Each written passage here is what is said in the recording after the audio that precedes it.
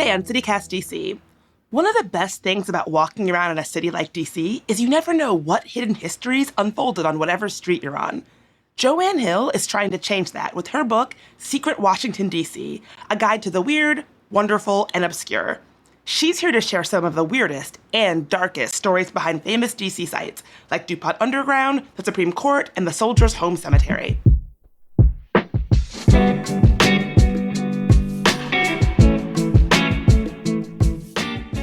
Today's Wednesday, August 2nd. I'm Bridget Todd, and here's what DC is talking about.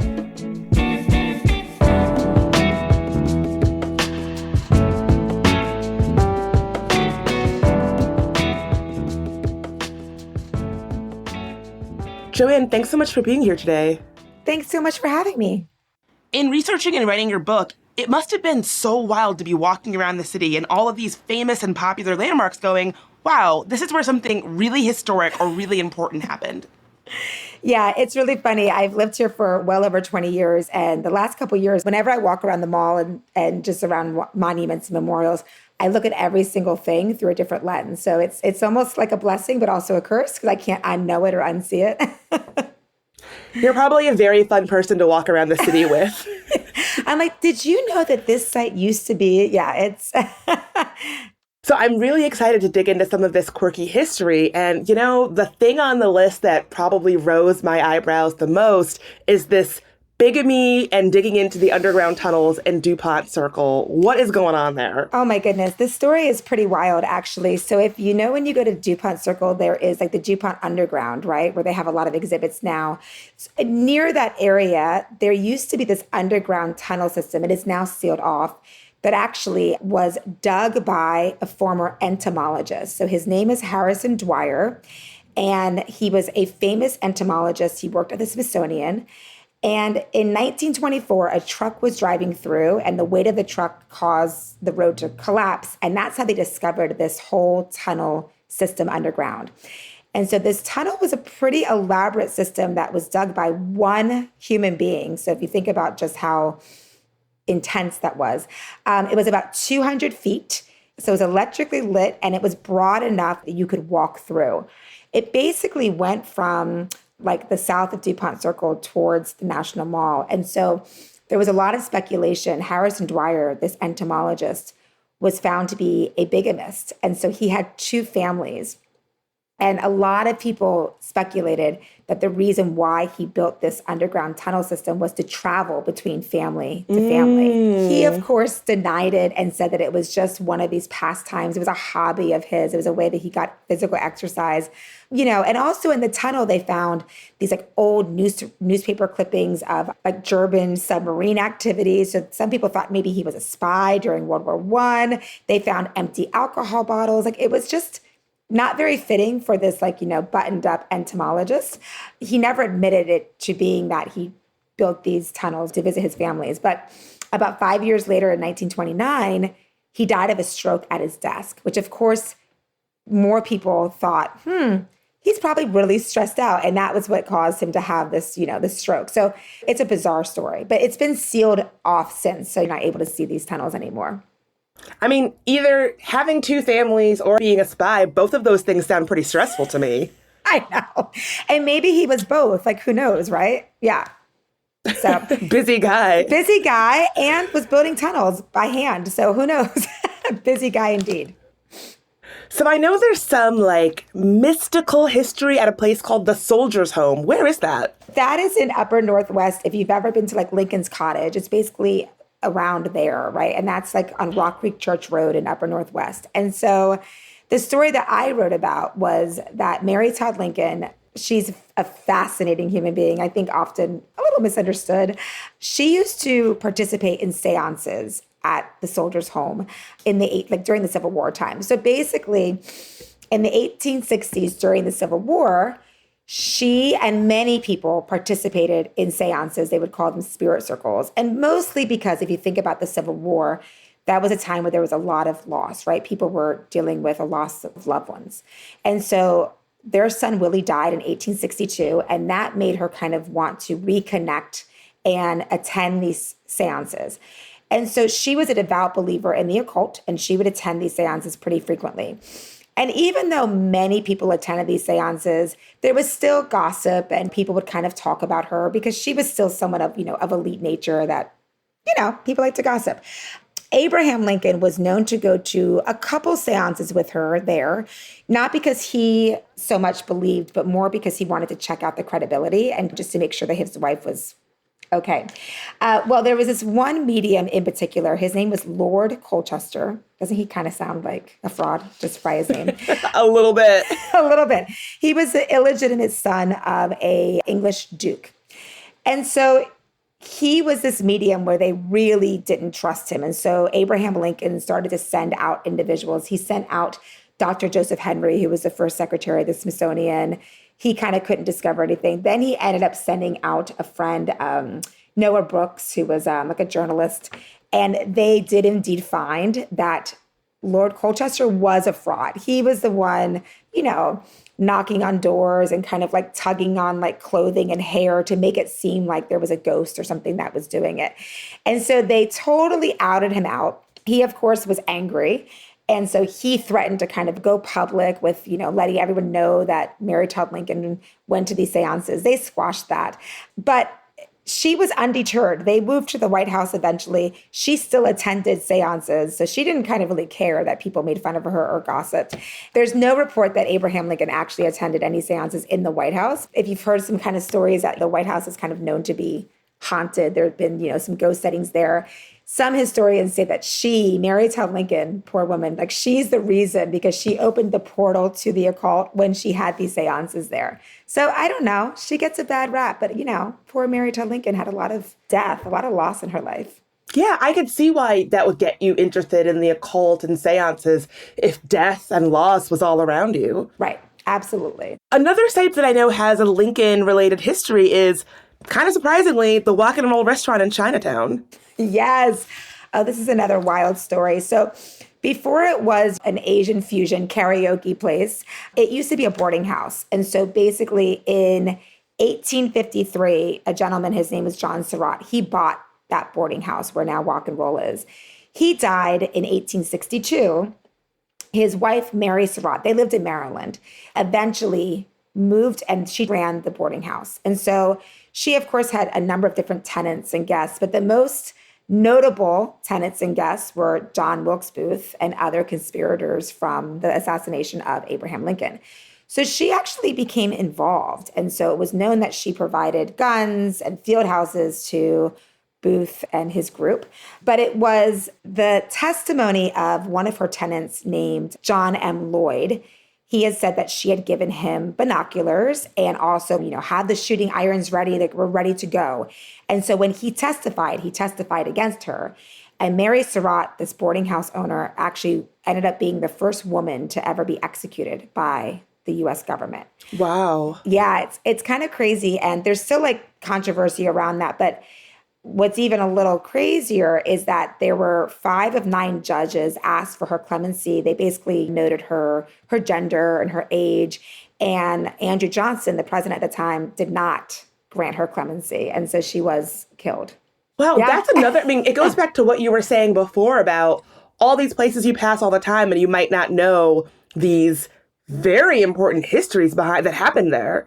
Right, exactly. So if you go to Walk and Roll restaurant, there is actually a little plaque that's outside the restaurants. But because in 2009, it was listed on the U.S. National Register of Historic Places. But yeah, how many times have I done karaoke there and have I eaten there? And I had no idea until I started researching this book. Yeah, it's fascinating.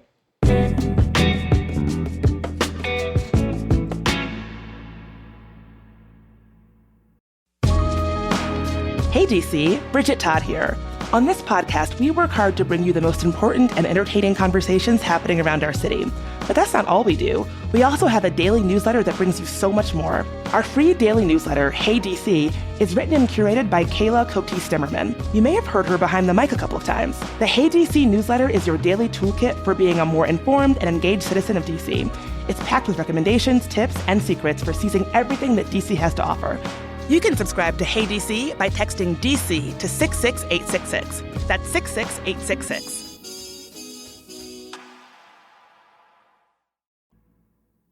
So let's move on to the National Mall, which is probably the most popular, busiest part of town.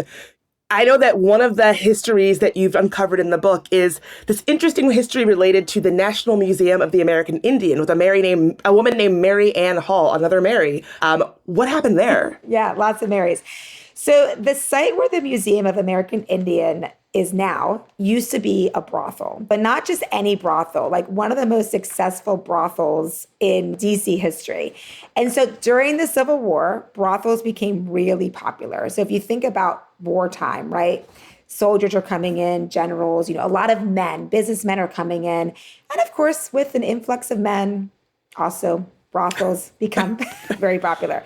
So at one time during the Civil War period, there were about 100 brothels throughout the city, but they were pretty concentrated. There was an area called Hooker's Division that was pretty much the area between what is now today Capitol Hill to like Federal Triangle.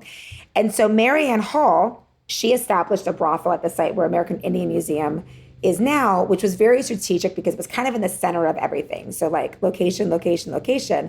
She had prime real estate. And so her brothel became very, very popular, very frequented, but also she was known to be a very good businesswoman. She had really good business acumen. So she was a high society, an elite in the city. She was revered. She was very respected. She was known to treat her women well. She gave her women health care, which is not something that happened, in the 1860s, right? This was like when she was like in her 20s. Like she was a young woman. She wasn't this older woman. So she was very young and a very astute businesswoman. She ran the brothel basically from like 1864 to the 1870s. And then she retired as a madam because, how long can one be a madam? You can't do it forever, obviously.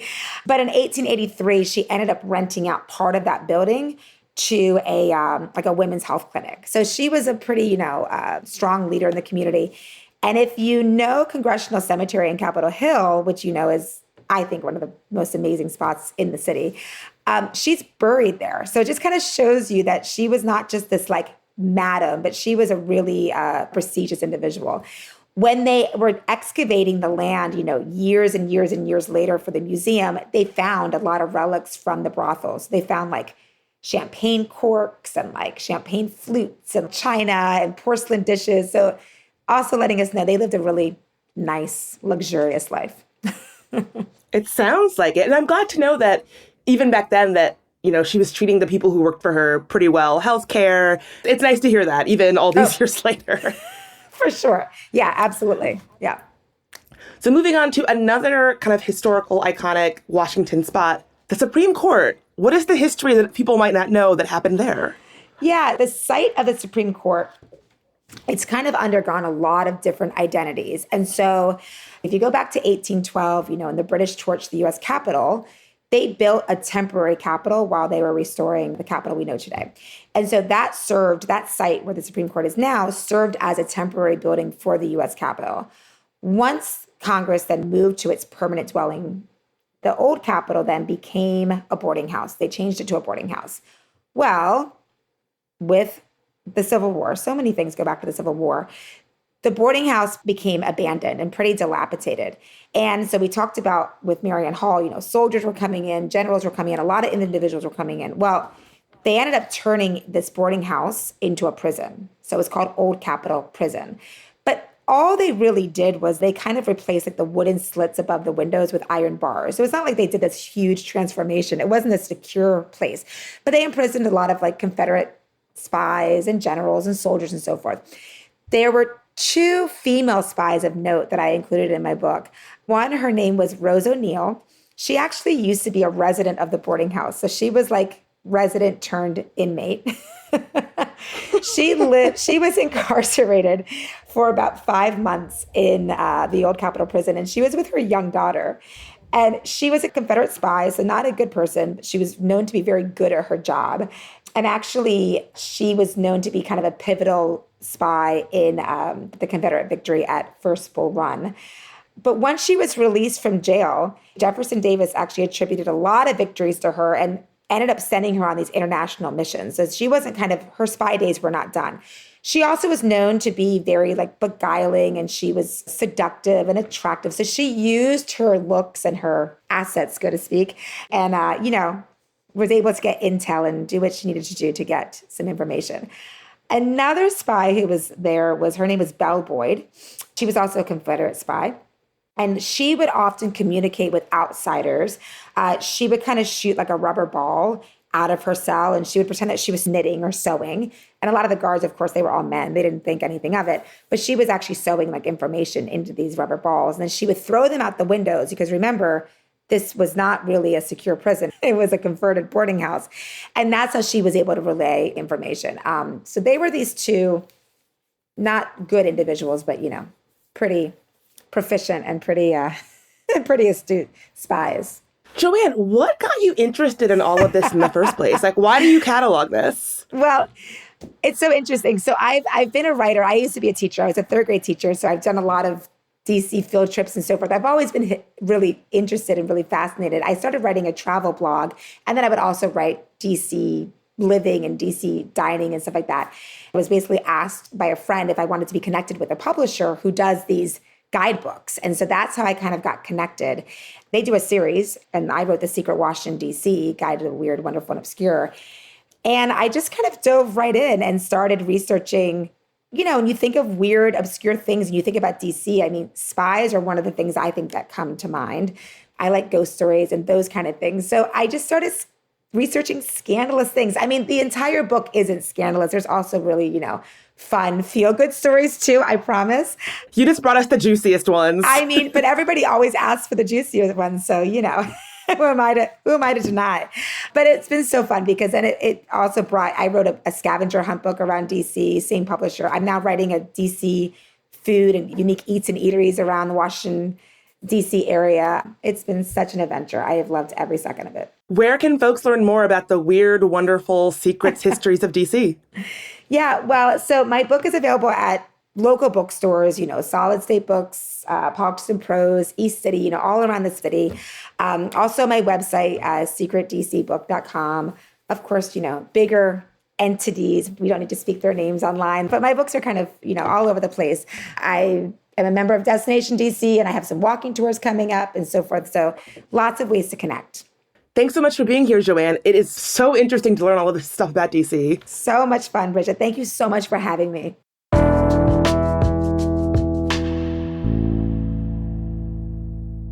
Before you go, here's some quick news.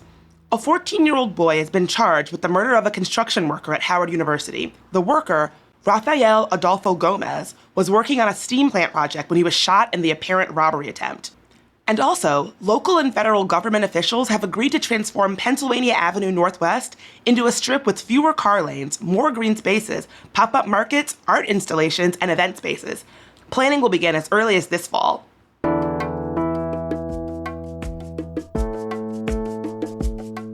That's all for today here on CityCast DC. If you enjoyed the show, why not share it with your friend who loves telling you all about DC landmarks? And subscribe to our morning newsletter, Hey DC. We'll be back tomorrow morning with even more news from around the city. Talk to you then.